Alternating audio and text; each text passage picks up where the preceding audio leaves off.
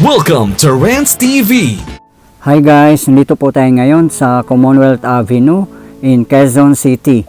Please samahan niyo po ako mag-update dito sa ongoing construction ng MRT 7, particularly dito sa Batasan Station. Ayan na po sa harapan natin. Ito po yung update natin today, March 3, 2026.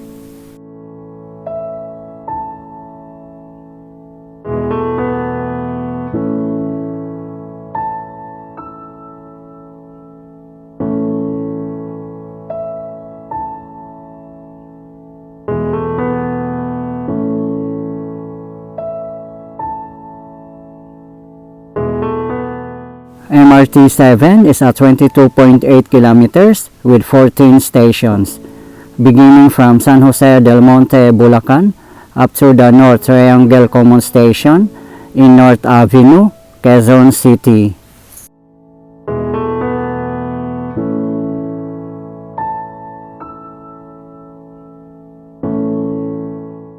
Here are the 14 stations: San Jose del Monte, Bulacan, Tala, Sacred Heart, Quirino Avenue, Mindanao Avenue, Regalado Avenue, Doña Carmen, Manggahan, Batasan, Don Antonio, Tandang Sora, University Avenue, Quezon Memorial Circle, and the last one is North Triangle Common Station in North Avenue, Quezon City.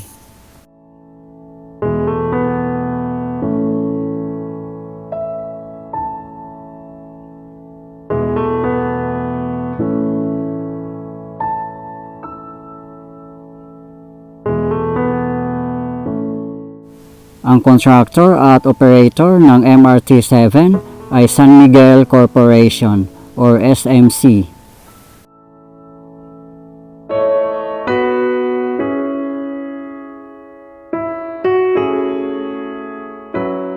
Ang MRT 7 ay nag-start ang construction noong August 15, 2017.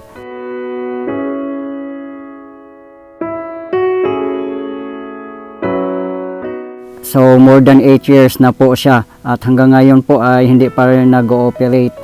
At aware naman po tayong lahat guys no na sobrang delay na po talaga ang operation ng MRT 7. Sabi naman po ng DOTR by second quarter of year 2027 ay fully operational na po ang 12 stations such as Sacred Heart, Quirino Avenue, Mindanao Avenue, Regalado Avenue, Doña Carmen, Manggahan, Batasan, Don Antonio, Tandang Sora, University Avenue, Quezon Memorial Circle, and the last one is North Triangle Common Station.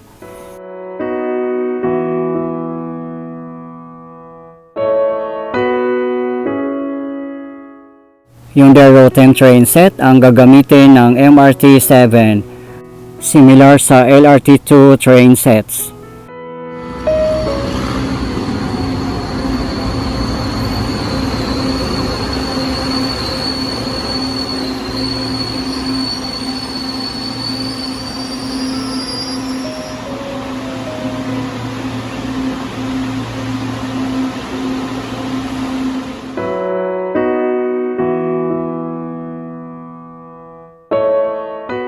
In future, ang apat na train lines natin ay magtatagpo sa North Triangle in Quezon City, such as MRT 7, MRT 3, LRT 1, and Metro Manila Subway. North Triangle is the newest central business district and a transport hub in Quezon City.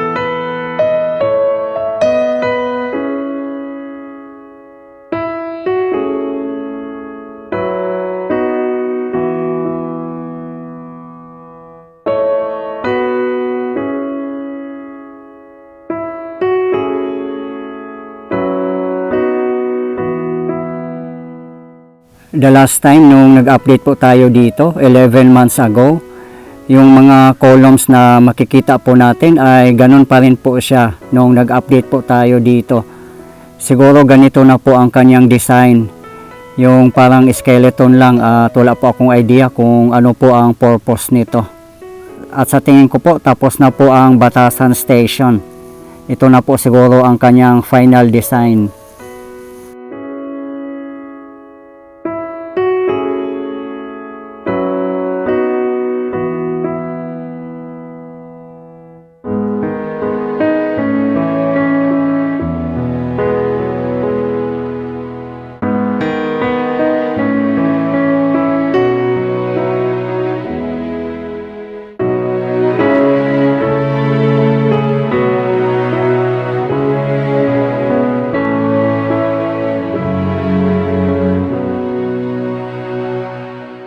Dito naman sa baba ng Batasan Station, meron pong palengke or talipapa.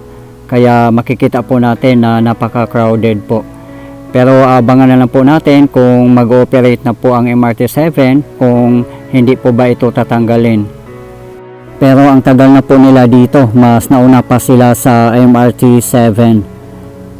Siguro naman hindi sila tatanggalin at aayusin lang siguro para malinis at organized tingnan.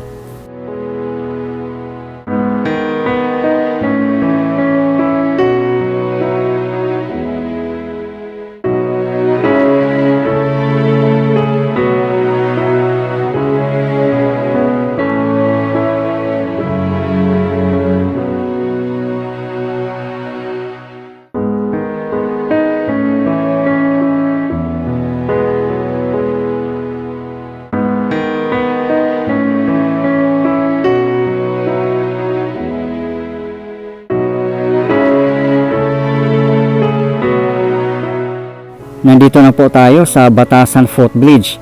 Ayan lang po ang Batasan Station.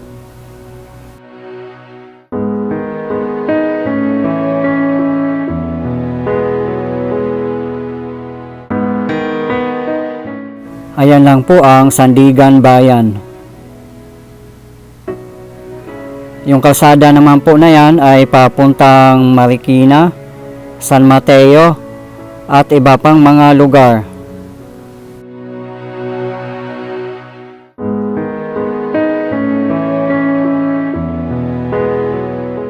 May bagong ginagawa po dito at wala pa po akong idea kung anong project po ito. At sa tingin ko po yan po yung dating terminal.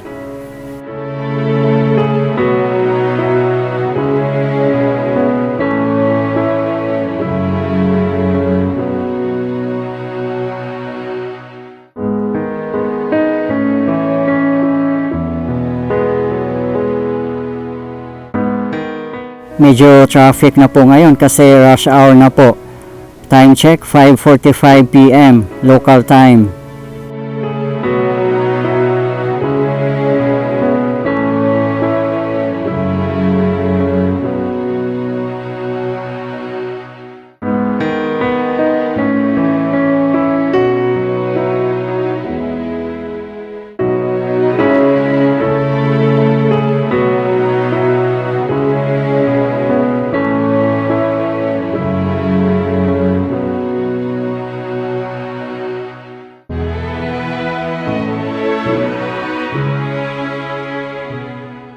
Mahaba din po itong Batasan Footbridge at sana po ma-rehabilitate din po ito at hindi na po siya kagandahan at lumang-luma na po.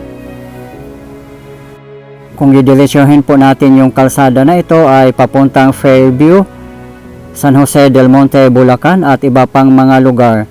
Yung pakanan naman po ay papuntang San Mateo, Rizal, Marikina City at iba pang mga lugar.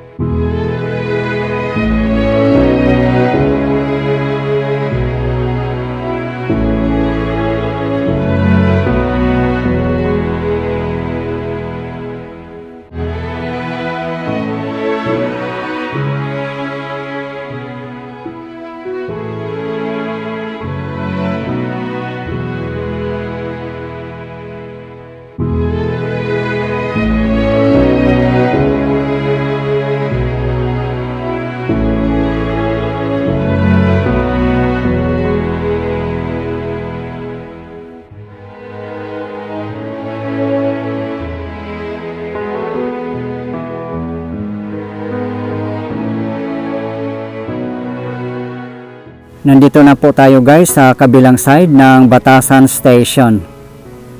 Ito na po yung pinaka entrance and exit dito na side. At yung style nga po dito ay naka-ramp po siya.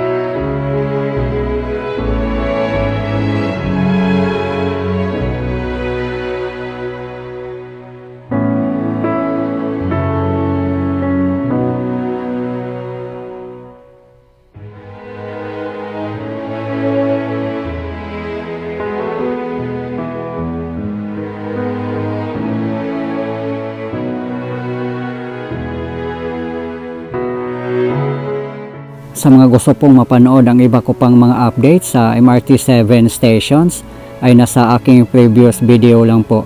Katulad ng University Avenue Station, Tandang Sora Station, and Don Antonio Station.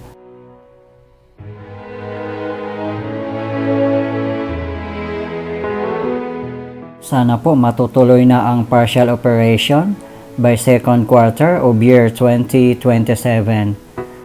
For sure, marami na pong nag-aabang at excited na mag-ooperate na po ang MRT7 para mapabilis po ang ating mga biyahe at maibsan na rin po ang traffic sa Kalakhang, Maynila.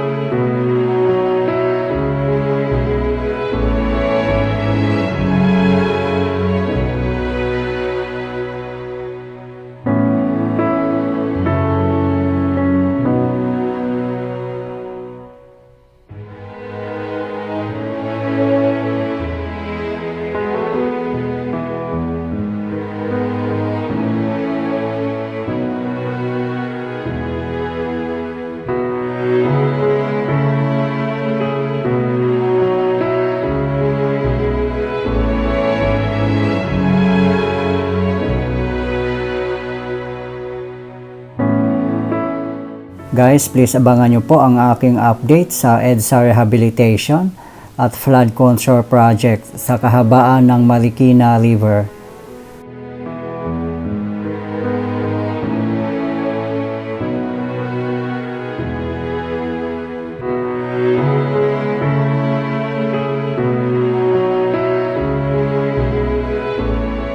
Okay guys, ito po yung update natin ngayon dito sa ongoing construction ng MRT7 Batasan Station, Commonwealth Avenue, Quezon City, as of today, March 3, 2026.